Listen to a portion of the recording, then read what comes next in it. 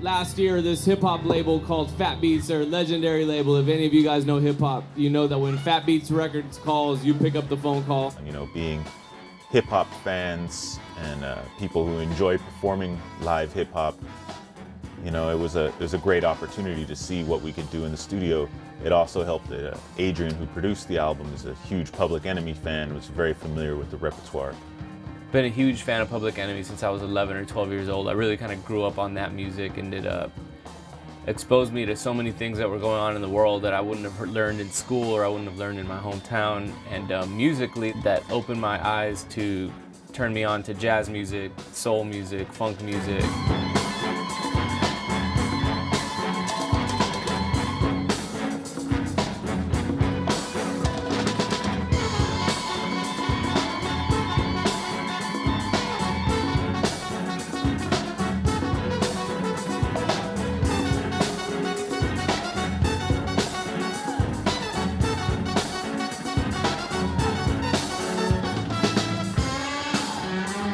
The source material was very unique and ahead of its time.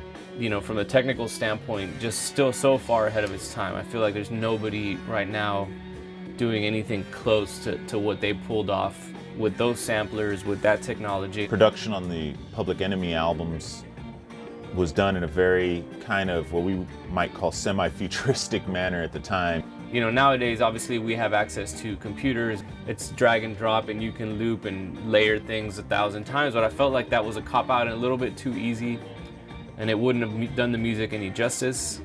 So the challenge for us was to try and make that sound like something we did with live instruments.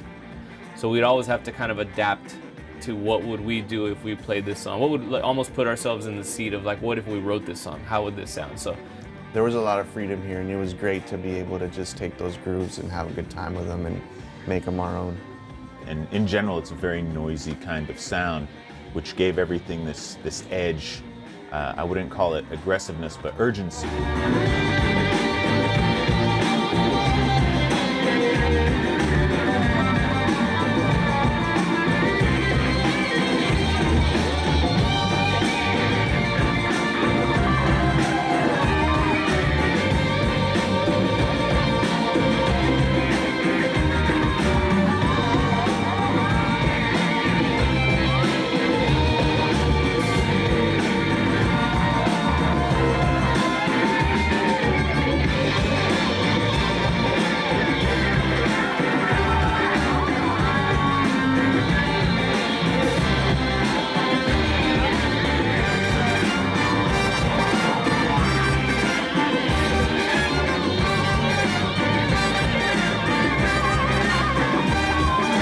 source material for a lot of these songs actually looks a lot like the original mixtapes that we were floating around when we were kicking around the idea to do Brownout. A lot of that stuff was based on, you know, James Brown and Funkadelic Early Kool and the Gang, James Brown, etc., etc., etc. and all these people that they sampled, Mandrill, you know, who are still huge influences to this day.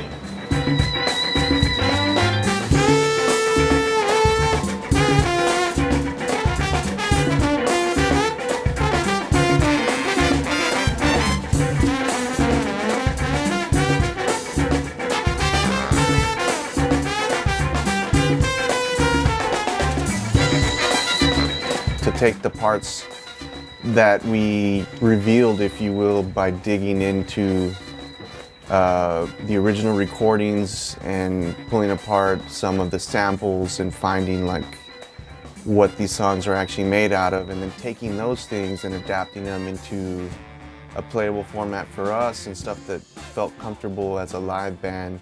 There was just a ton of freedom there. The band itself was perfect for, you know, adapting this music, and it was just felt like I'd been waiting all my life to get this call to take on the project.